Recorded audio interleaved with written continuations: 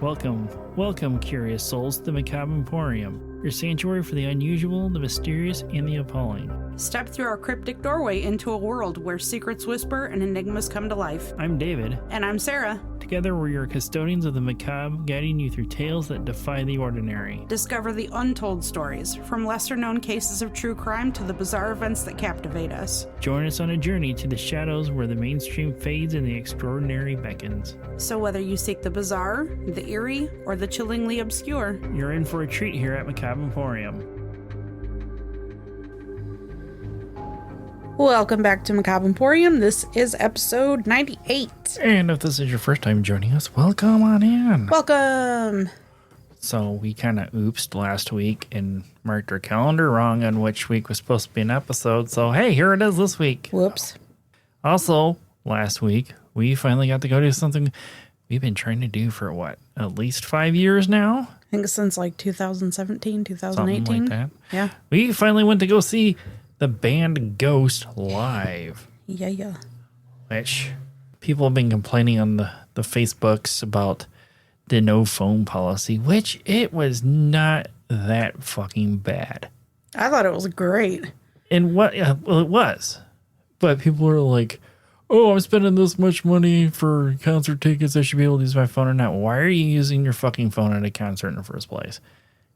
It's like a conversation I had with one of our Twitch friends, one of our early listeners, about that thing. Like, he's made the comments about all he ever does is like take video pictures of like the intro parts, and that's it. And then he's watching the rest of the time because like any other thing you take pictures of, you don't ever look at. And right. I have proof of that in my Google, which, since after that, I got a notification from Google about my storage being full. Yeah. Mostly because it was bazillion screenshots of me trying to turn my phone off in the morning or stuff for episodes. But there's video from the Mastodon Gojira show that we went to.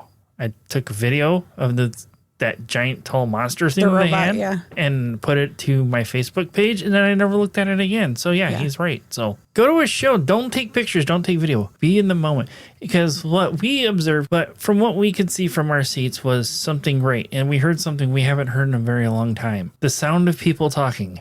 Oh, yeah. Yeah, that was crazy. Like, Sarah and I chit-chat about whatever, but there was a point where we didn't, and I just happened to stop and listen. It was the sound of people talking. Yeah. Because nobody could get their phones and doom scroll waiting for the show to start. People around us, down below, everybody was talking to everybody. Like, when we got there wasn't much people around us to chit-chat with anyway, when we first got there. But also, when Ghost took the stage, there wasn't a sea of cell phones in the air of people watching through that. They were being in the moment with the opening song of Peacefield. Yeah, definitely an experience, and I would prefer if all concerts were like that. Right. So for how that all worked, when you first go in, do they do the random spot check, people, metal detectors, all that stuff? Then everybody gets swept through the metal detector that way. And then as you do your tickets, they write on a little piece of paper as your reminder, your section, your seats, and blah, blah, blah, all that good stuff. And then you get your phone put in a little bag. That was all separated by a company. And they had areas where you could use your phone. There was designated areas, and they had it posted where you could use them. They would unlock your phone, and then you would have to lock your bag. They would lock the bag back up when you would leave that area, if for some reason you needed to use it. Mm-hmm. So, like Sarah said, I would like to see more of this happen. Yeah. There's a video that I saw, was it yesterday, I think? A couple days ago, of Tobias, the lead singer, like... Toblerone fudge. Doing this, like, like this is what he sees. Like, he's trying to look at, his fan base, and all he sees is like an eyeball. Right. Coming off the side of a camera because they're, looking at the show through their phone, which is stupid. But hands down, best concert I've ever been to, I think. So, anybody listening that knows anybody with ghosts can get this episode in their hands, please do so. Just because. You look like you're thinking about something. No. Well, so their list of tour dates on their North American tour has at the bottom more dates to come. Well, yeah, I figured there would be, because as big as the United States is compared to the rest, some of the other places they do tours at. Will they play in Indiana? Given the time of year we're going into, probably not. Damn. Maybe. The only place that I know of that they have in the past is the Clyde Theater down where your sister lives, or possibly the Coliseum down there. That's if they're doing stadium tours. Either way, if we are able to go, I'm sure we're going to go, because we were literally talking about already going again on the way home, our 2.5-hour drive back to the Emporium. Like that, like people talk about post-concert depression, and I don't think I've ever had it until I went to the concert. Right. Like, it's not like an actual depression, but it's just like, fuck. It feels so far away, and it was only it was only a week ago. A week and a couple days ago. It was a week ago the day we record this episode. Yeah. Still think about it every day. Yep. Because I've been listening to a lot more Ghosts since then. Lame. Like, that was definitely an experience. Yeah. Or they call it a ritual. Yes. I was saying, it's not a concert, it's a ritual. It's a you ritual. gotta remember that. It's called a ritual with ghosts. Yeah. But I'm sure the many Jesuses, I don't know how it would be going. We said The multiple Jesus. There's the one in particular I'm thinking of. The one that... Do you know which one I'm talking about already? Yeah. So, of course, if you've never been to a ghost ritual, there's always somebody dressed up as Jesus. Well, this particular one that we went to had 3. 2 of them actually, I'm pretty sure, came together because it's what's her name, Vanessa, I can't remember her last name, from Headbangers Ball way back on MTV. She was interviewing 2 of them for Ghoul Bangers Ball ahead of time, which hopefully the Grand Rapids one comes out soon. And then there was the one lone Jesus that was great because one of the roadies hyped up the crowd and everybody started chanting Jesus every time he turned around and was addressing the crowd, having, waving as Jesus. As he turned in a slow circle around the Van Andel Arena in Grand Rapids, everybody just started chanting Jesus and losing their shit whenever he was facing their direction. And I'm sure it made his night. And then there was Moses with his commandment of let my people ghost. Just some of the costumes the other fans were wearing were very well put together. Yeah. It was hot as fuck that day. Right. I'm surprised a lot more people didn't sweat all their makeup off their face. Oh, I'm sure more got baked on more than sweated off. It was so hot. So, only a couple Jesuses, quite a few Saladian nuns and schoolgirls we saw, which we kind of expected to see that kind of thing. Yeah. But I saw more ass cheeks that day than I think I have in my entire lifetime. Probably. Yeah. So if you are a fan of Ghost, or if you're not, go anyway. But but definitely if you are a fan of Ghost, go to a ritual. You won't regret it. Yes. And don't wait until the last minute to get your tickets, because a lot of them sold out. Yep. And I know as they gain momentum, continue to gain momentum, tickets are going to be even harder to get. Right, considering he did mention that they played a bar or a venue called the what was it, the Intersection years ago there, and now they're playing an actual arena event there in Grand Rapids. Yeah. Considering another name band with some weight was there in town too, but it's like that fan base wants to shit on Ghost. Yeah. But let's see, that other band particularly, I looked it up, has been around since 1994, and they're still playing these small venues, whereas Ghost has been around for half the time, if that. And they're now on a full-on world tour doing arenas, Yep. But they suck. They're terrible. Okay. Yeah. Whatever. They have a little weight. It's just ounces, though. Right. Just ounces. Just what? Ounces. Just ounces? Just ounces. Just very little weight. No, well, the other band that was in town is just a bunch of toxic gatekeepers. But here's the thing. The beloved Ozzy Osbourne that just recently passed, he literally had called Ghost metal. So there is that. Who are you going to argue with that if the Ghost is metal or not? Nobody, because the literal Prince of fucking Darkness, as he would call himself at times, literally said that Ghost is actually a metal band. So suck it, gatekeepers. Suck it. Even though my favorite one is somebody calling it Scooby-Doo ABBA. Scooby-Doo metal? Mm-hmm. You know him from the dog show. Scooby-Doo ABBA. Actually, no, that was from a meme I've seen. The person that we both know, like, they called it actually Scooby-Doo metal is what they called it. Right. And so I was like, I've never heard you say Scooby-Doo ABBA. It was from a meme I just remembered I saw at some point. Scooby-Doo ABBA doesn't make any sense. But enough about the Ghost the Ghost ritual for those that aren't fans or whatever. What do you have for this week? Let me guess. It's underwater basket weaving as usual, or also known as true crime. No. You're a liar. Mm-hmm. It's over dry basket weaving. Over dry basket weaving? Okay, changing it up. Okay. True crime. Of course it is. Of course. Got to stick to my niche. All right. You ready to get started then? Is. All right, let's get going. Helen Milner was born 1964 in New Zealand. Her mother's name was Anne, and Anne used to talk about how difficult it was for her to raise Helen.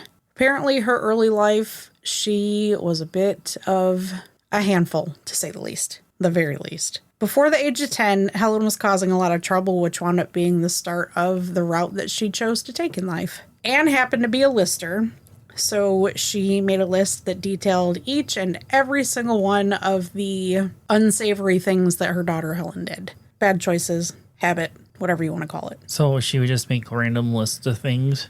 Well, you know, like some people will make a list of like the daily tasks they want to get done. Yeah. Or, you know, your grocery list. Like she just was a person that made lists to probably make her life easier. Okay. Helen attended high school in Christchurch, which was the largest city on New Zealand's South Island. This was a pretty prestigious school back then, but it didn't stop Helen from stealing her classmates' shit. They just never reported her for it. Didn't stop her from taking large sums of money from Anne's bank account either. At the age of 10? This is when she hit high school. Okay. Don't know why the fuck I thought she was still 10 years Like, old. Fucking damn. committing grand larceny at the age of 10. How the hell did you figure that out at the age of 10? Shit. So she was stealing money from her mom and never pressed charges. She was eventually expelled from school due to the thefts. I don't know how they found out because the students never reported her. I don't know if she got staff caught. got caught. Yeah. Maybe. Anne then enrolled Helen in Ritchie Secretarial College as she was concerned for Helen's future. After graduation, she worked as a typist. She was fired there for creating false documents, one being that it was okay to smoke in the staff lounge. Spoiler alert, it was not okay. She then got another job, a new job, at United Building Society, which was a construction company, as a cashier. She was fired from there. Can you guess why? She was smoking in the staff room? For stealing money. That would have been my second guess. Anne paid them back. Anne, her mom, paid them back every cent that Helen stole. So her mother's almost being an enabler, too. Yes. In turn, that they wouldn't turn Helen in or press charges and have her arrested. That job and her getting caught again was like a pivotal moment and kind of forced her into cleaning up her act. Just kidding. She didn't. Right. The path she started on as a young child continued, and it only got worse from here. She met a man and moved to Wellington. They got engaged. Their relationship was rocky, to say the least. Things ended very, very badly with them, and Helen wound up leaving Wellington, single and in debt. Wonder how she'll take care of that debt. By stealing more money. She wound up moving back to Christchurch. So money was always a big issue for Helen, especially at this time since, debt. She continually used her family members for money, would show up to relatives that she hadn't seen for a long time, ask for money. She stole from her disabled aunt. She stole from her own father. If they had money, I don't think she gave a fuck who she took it from. Right. She just took it. Helen, who would have been in her early 20s at this point, met and married a man named Mark Kearns, and this was in 1987. Together they had 2 kids, Adam and Greg, and then they divorced in the mid-1990s, so they weren't married very long. And their divorce was not amicable by any means at all. They had an extremely rough custody battle that took place. Mark said Helen was manipulative. Hey, there you go. And that she showed no empathy. And Helen, being the upstanding citizen that she is, lied in court, saying that Mark had moved to Australia to get full custody of their kids, and then went on to tell their kids that he moved away because he didn't want anything to do with them anymore. What a piece of shit. After that, Mark did not have an easy time maintaining a relationship with his boys because of Helen. Pretty sure she stood in the way of that. And he was really only able to see them once they got old enough to, go and visit him on their own. Phil Nisbet was born on March 20th, 1962. He was the oldest of 4 children and was a fierce protector of his siblings.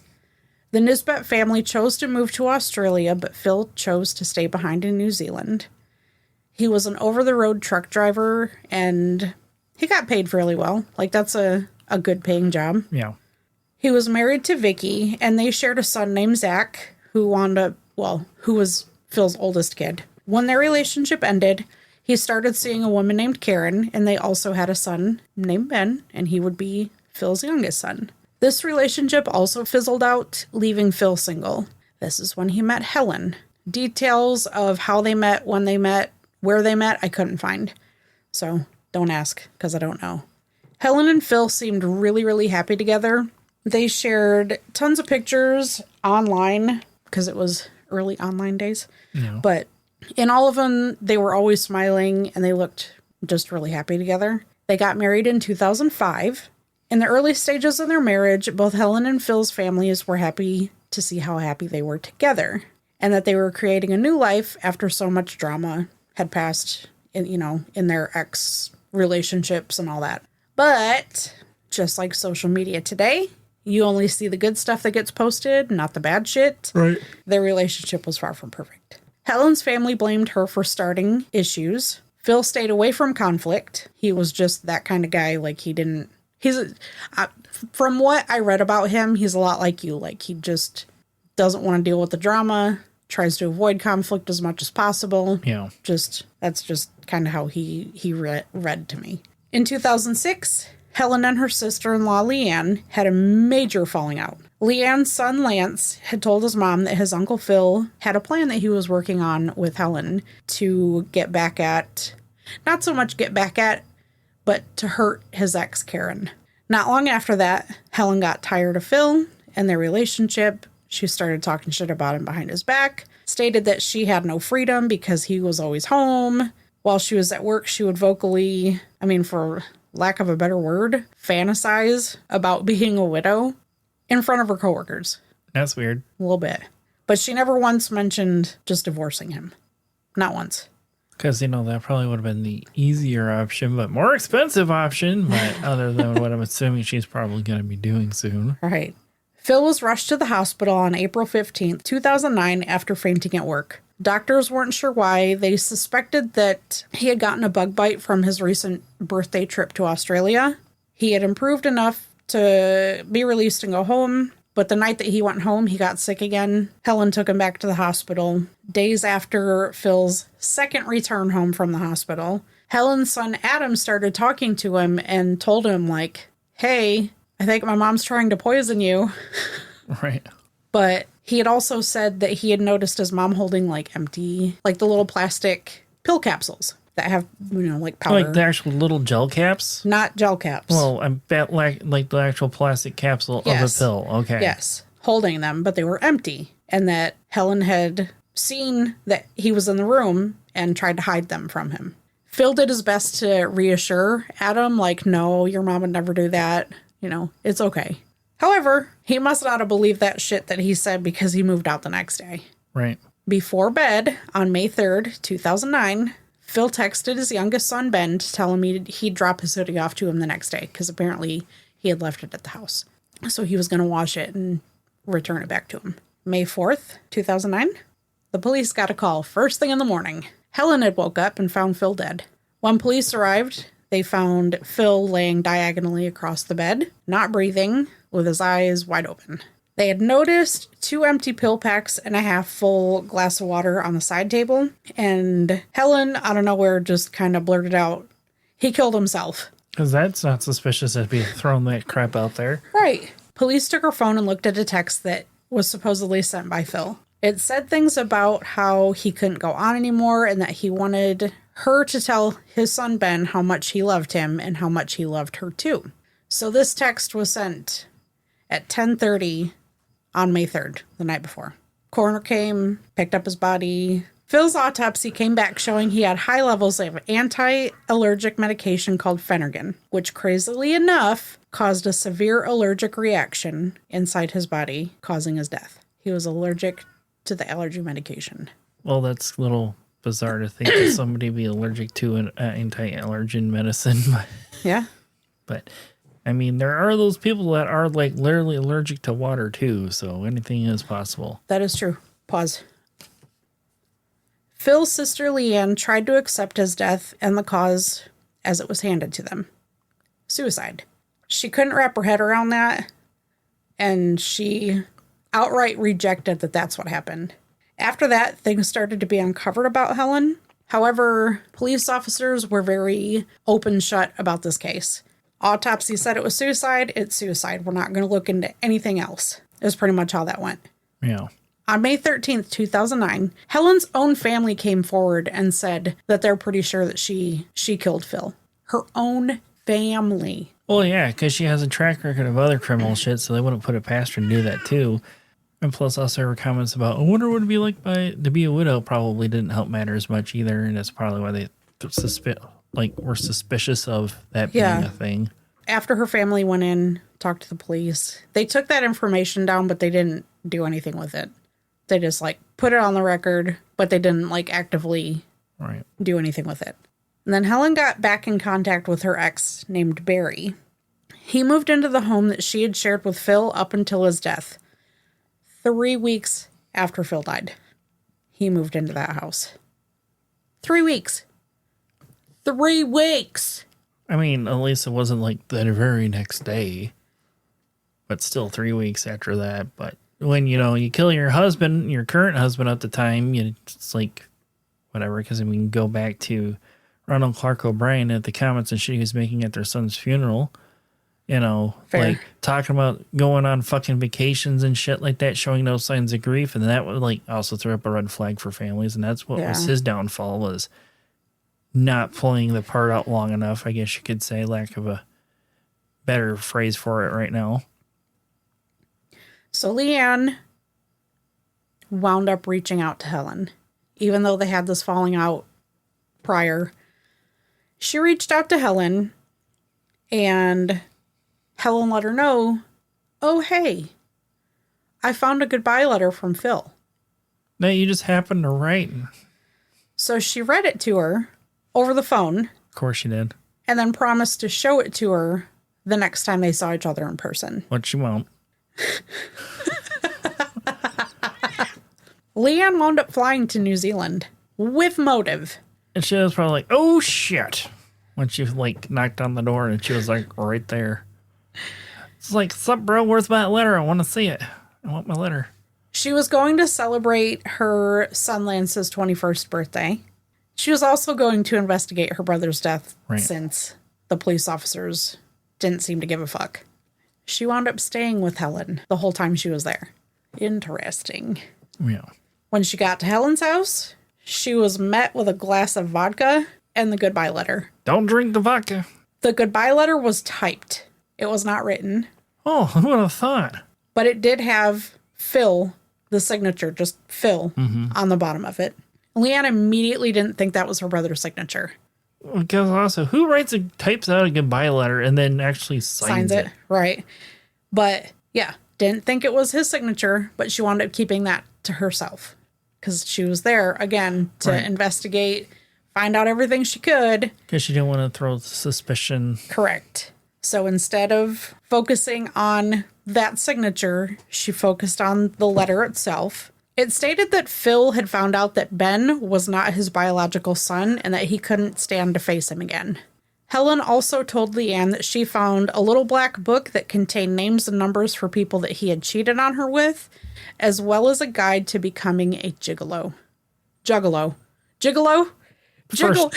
Gigolo. Good Lord. All I can think of now is fucking Shaggy Chewed Open, the stereotypical pimp suit with the overgrown hat with the peacock feather and shit in it now. Actually, there probably is a picture. They probably have done something like that somewhere along their career. I even spelled it correctly. I don't know why I read it I read it the correct way. Second guessed what I wrote and what I fucking read. If all words to throw out there, it hadn't have been juggalo. So great. Now I'm leaving that in there. I know you are. Just fuck it.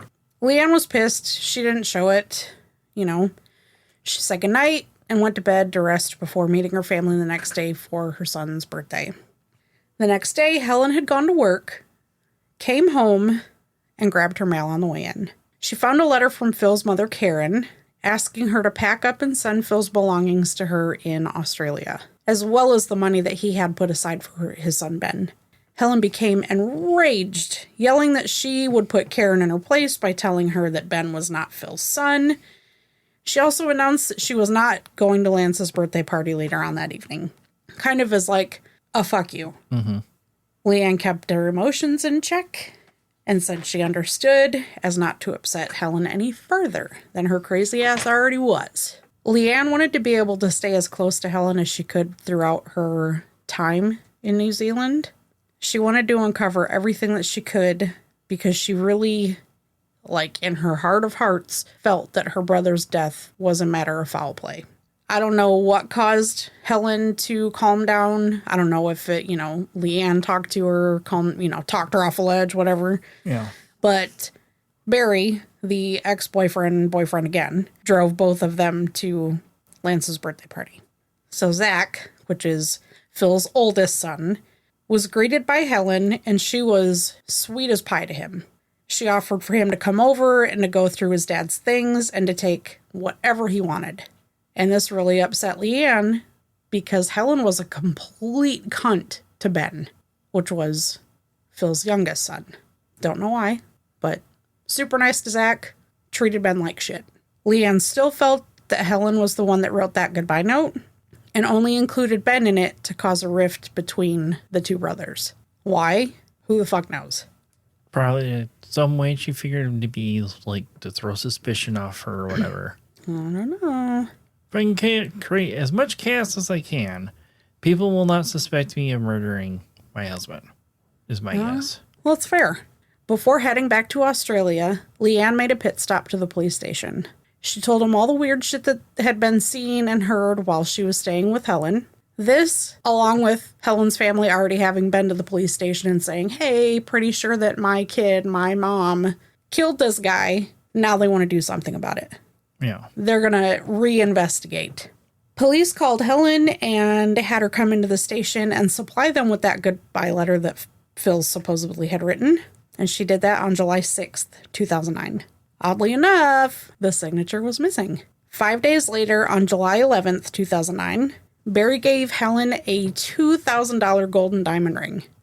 But it wasn't an engagement ring because he didn't ask her to marry him. It was just a gift. Okay? Just a gift. In January of 2010, Helen had to go back to the police station with another statement. When she first talked to them, she made their marriage sound great. Everything was good. They never fought. There were never any issues. This time around, it was the complete opposite in statements. She said that the police were the ones that found the goodbye note and that the signature that was on there only happened to look like it said Phil. So we had the one that was written real. She, read off over the fucking phone that had a signature. And then the second one, which I apparently spaced where it was, had no signature, but now it's turned into, it might be Phil. Mm-hmm. Police stated that the letter she turned in did not have a signature. She responded by saying, oh, well, it's been a while since I've seen it. I don't remember if it did or not. Yeah, okay. You're just making yourself look more sus with everything you do. The cops are like, sure, interesting. In March 2010, she started receiving threatening texts from her son, Adam. This was found to be false. She bought the phone the text came from. She was the one threatening herself in text.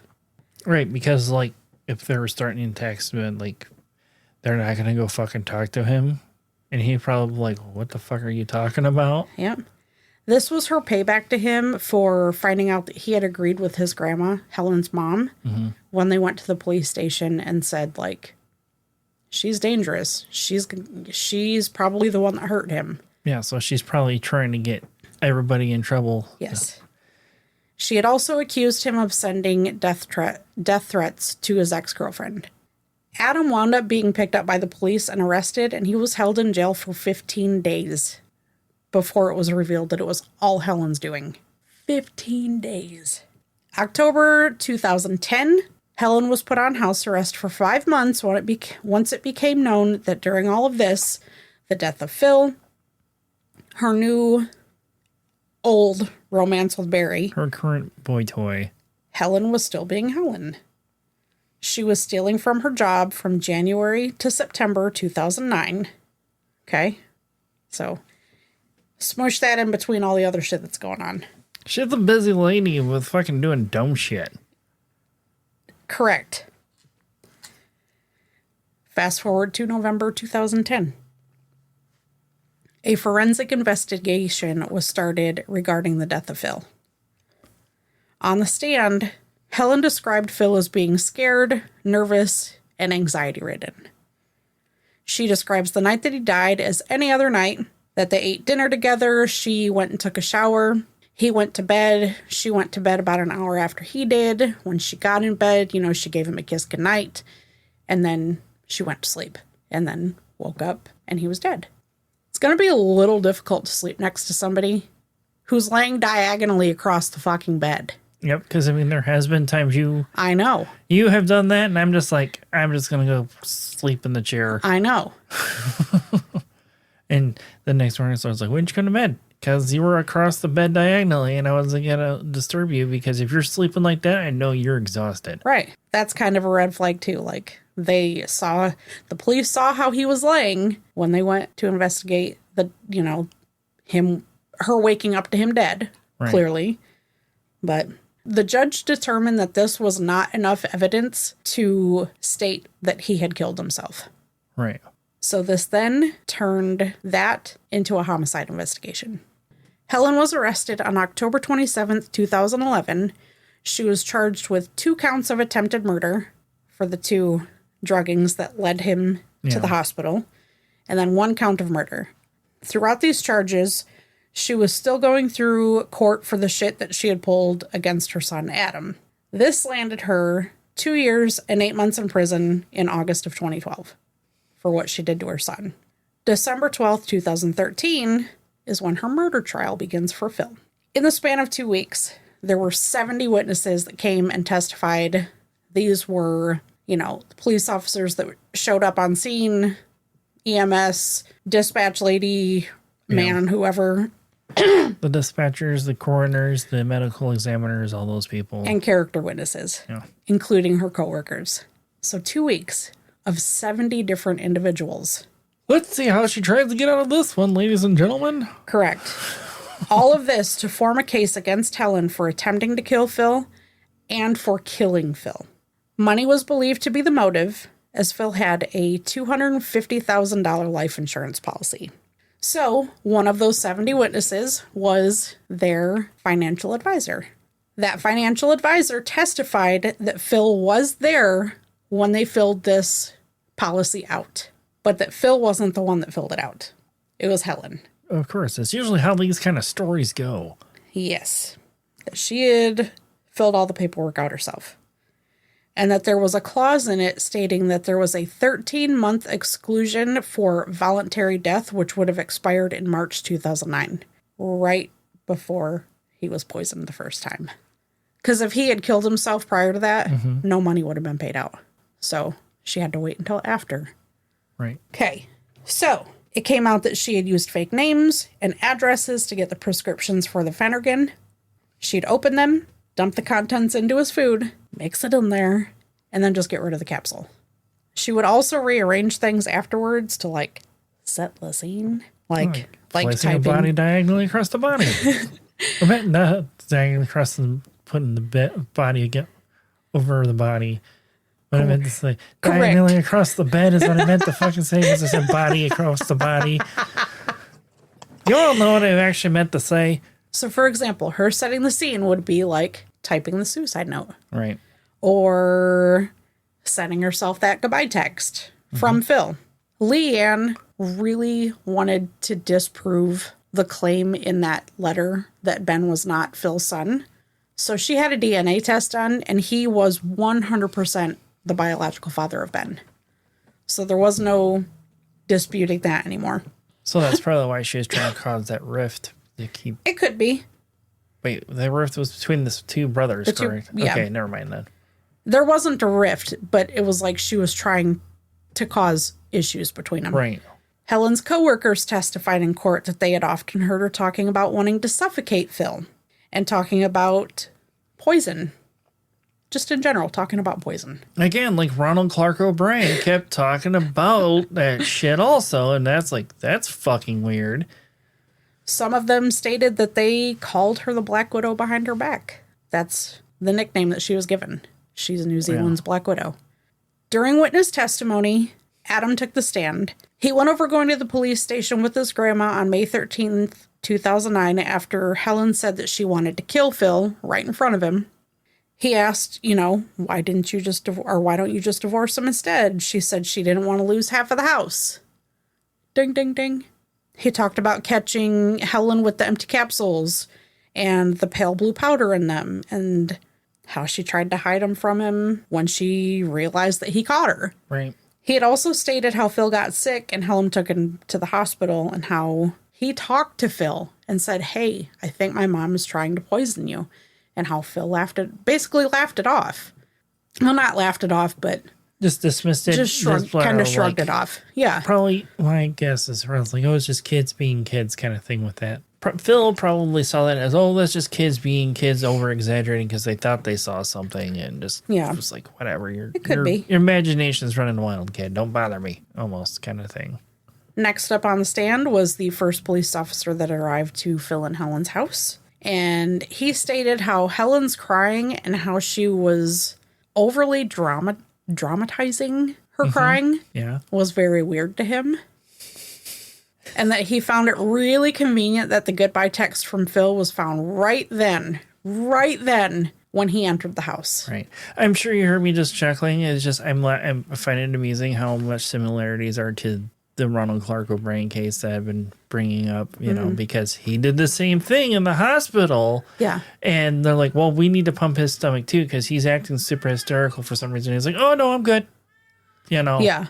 So while in court, everyone found out that Helen's own mom had written into the courts to have Helen taken out of her will. She basically said in an instant, she knew one of two things: that her daughter was either evil or mentally ill. Helen's defense team kept beating it down everyone's throats that Phil had committed suicide, which... It's like, look here, you dumb bitches, we have this long-ass toxicology report of shit that says negative except one thing. Right. Meanwhile, another judge said there's not enough evidence here to prove that this was a suicide. This is now a homicide investigation. Right. So apparently that didn't mean shit. Meanwhile, the prosecutors had a slew of shit against Helen, and even the judge that said this case should have been treated as a homicide from the start. It took the jury a half a day before outright rejecting the defense's plea that Phil had committed suicide. Yeah. The verdict of this case was that Helen was guilty of 1 count of attempted murder and 1 count of murder. I don't know why she wasn't guilty of 2 attempts and 1 murder, Sentencing took place in February 2014. The judge stated that she killed Phil solely for his money and her own personal gain. She was sentenced to life in prison. She would be eligible for parole no earlier than 17 years after her sentence started, which would be 6 years from now, in 2031. The police's reputation was ruined with this investigation. They royally fucked themselves. They fucked up when they heard suicide, and they were, they took that at face value, and they were like, yep, case closed. Yeah, well, they should have red flagged that shit. He committed suicide right off the bat at the door. That's weird. We literally just walked in the door. Especially after hearing the testimony from the first officer on the scene that was like, something's not right with her. Mm-hmm. And her own son and mother coming into the police station and saying, hey, I think she's trying to kill him. And Phil's sister Leanne going into the police station and saying, there's no way my brother would do that. Right. There were so many opportunities for them to expand their tiny fucking brains and actually look into this further, and they swatted them all away until damage had already been done, you know? Mark Kearns, Helen's first husband, the father of her 2 sons, came out after the trial stating that Helen was toxic and that she single-handedly almost severed the relationship between him and his sons, but that they were currently working on mending those relationships. Helen's son, Adam, took her to court and won in 2014 over the harassment and distress that she caused when she was trying to make him out to be a threat. She was ordered to pay him $55,000. Phil's sister Leanne had some parting words in regard to Helen. I hope she dies in there. That was it. So Phil was only 47 at the time of his death, which is way too young to die. Right. That's like our age, basically. Yeah. Too fucking young.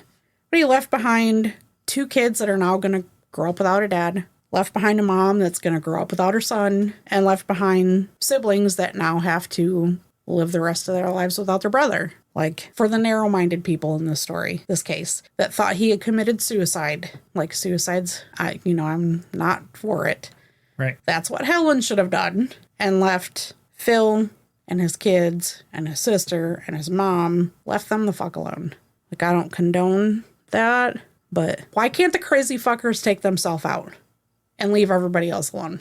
I don't know. But yeah, that's my case this week. The Black Widow of New Zealand. So, funny thing is, it's not what you think. So, before we started recording this, Sarah had made the comment, I hope you haven't heard this before. You've heard this before? Let me finish. Okay.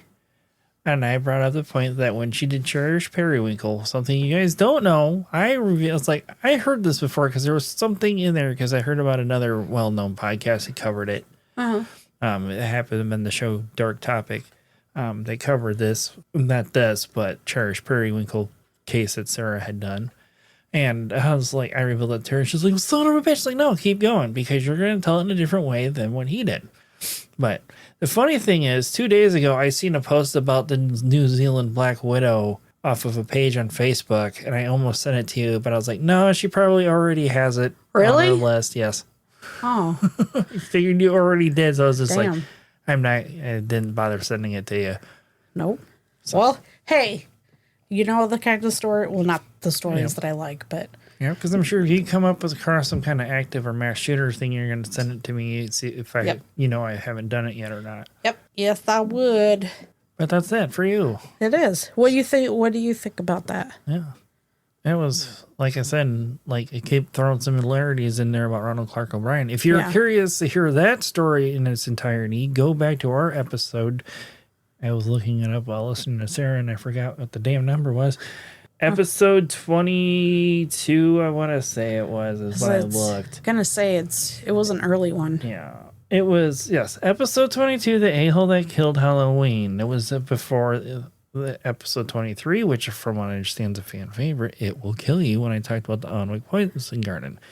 But so yeah, go listen to that episode. And then all the episodes that come after episode 22. Yep. And then go listen to 1 through 21. So in other words, just go listen to everything all over again. Start from the beginning. What?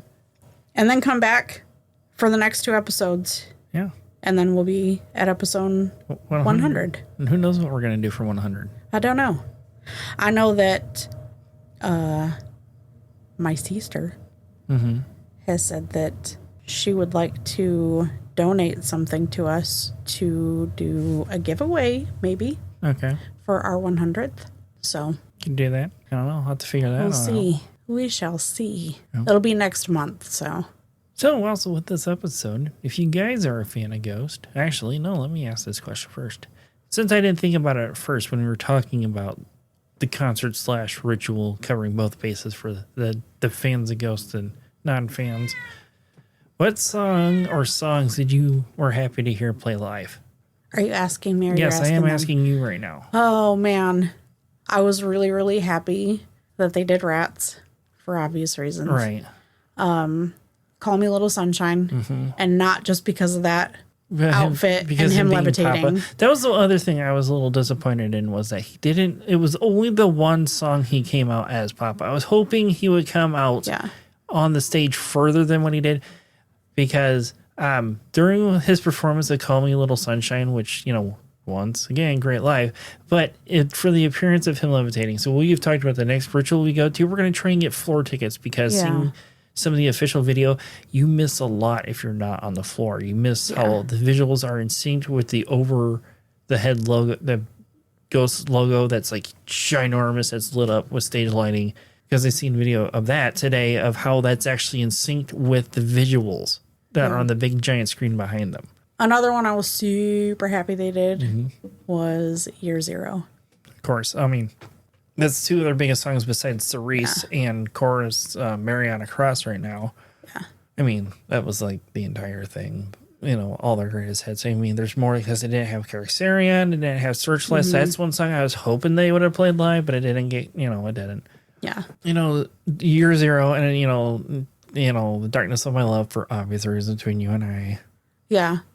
But I think that... Even though it's technically not a love song between two lovers, it's not, but, but for us it is. Yeah. Because we're weird like that. Yeah. But, and Peacefield, which, I know there was some controversy because of a half a second clip of the drums of that. Oh my God, it sounds like fucking Journey. It's like Journey does not own that fucking particular drum beat. There's only so many drum beats you can do. Right. It's like when the latest album came out, I remember it making a big deal, and then I heard the whole song. I'm like, you guys are going to focus on like 0.3 seconds of a song and say, oh, they stole that from Journey.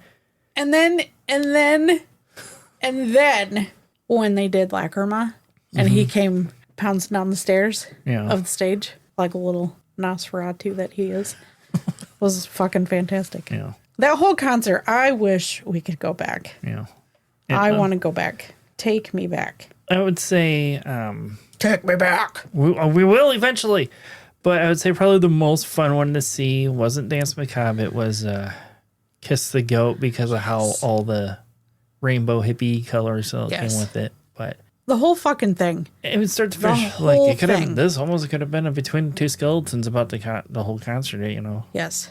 I'm sure you guys won't want to hear that. But let us know in the comments if wherever you guys are listening to us, YouTube, Spotify, Apple Music, I think might have comments. I don't think Apple Music has comments, but YouTube, the Facebook group, somewhere.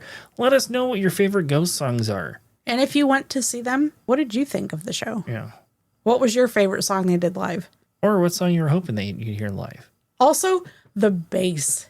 I have always said if I learned how to play any instrument, it would be the bass. Yeah, like the I guess you could say the bass. So the whole good. concert was like super dirty, I guess, in a better way. Oh good. I don't know how else to put it. There's no words. Literally the best concert I've ever been to. Yep. Mm-hmm. Oh, also, I was kind of hoping to hear If You Have Ghosts with the Goulettes like they did at Right Here, Right Now. I was kind of hoping for that to be live, but I also kind of feared that was a special thing for when they were recording Right Here, Right Now. Probably. But also was super disappointed that no Bulgy Skeleton showed up for Dance Macabre. I'm just kidding. No what? Bulgy Skeleton dancer showed up for Dance Macabre. Oh, yeah, no bouncy booby skeletons. That's not the skeleton I was talking about. That everybody talked about. Remember the super bulgy one that everybody was talking about when Right Here, Right Now came out? I just remember the bouncy boobs. Well, there was one of the male dancers that was super bulgy, and like when they came out with like the little plushie, then everybody was actually disappointed that it wasn't super bulgy. Yeah. Good Lord. But also that remember something that you had asked me, and I thought about it. The problem why I don't show anything about concerts has to do with growing up, going to see my brother and sister and other concert performances for like that. It's been ingrained into my head that you're not supposed to do that shit at concerts. Okay. It's something you just can't break. It's not that I'm not having fun. It's just, I know. It's how I was brought up. I'm sorry. But you're so stoic. You sit there totally still. I know. That's the problem. No smile on your face or nothing. Well, that's the problem. It's how I was brought up about going to concerts and stuff. You go in between songs. You don't bop your head and shit like that. It's like, I know it's not to do with it. It has to do with music styles, but it's so much of that growing up that it's something I don't think about. Okay. Blame it all on my roots, but I didn't show up with... Stop. Fucking despise that song. But I didn't show up in boots. Oh. For us to leave the Emporium. So There's what do you something think? I can throw at you. We're going to get out of here before she starts throwing stuff at me. So I think it's time we close the Emporium up for the day. What do you think? I agree. So until next time. Remember to creep it real. And have friends in low places. Bye. Join our Facebook group by searching Macabre Emporium. Like and subscribe on YouTube at Macabre Emporium Podcast. Follow us on TikTok at Macabre Emporium Pod. Follow us on Twitter at Macabre Emporium. If you have any stories of the paranormal, your local true crime, or weird history that you would like us to look into and possibly do an episode on, email us at macabreemporiumpod@gmail.com. And remember to follow, rate, review, and share whenever and wherever you can to help us grow our podcast.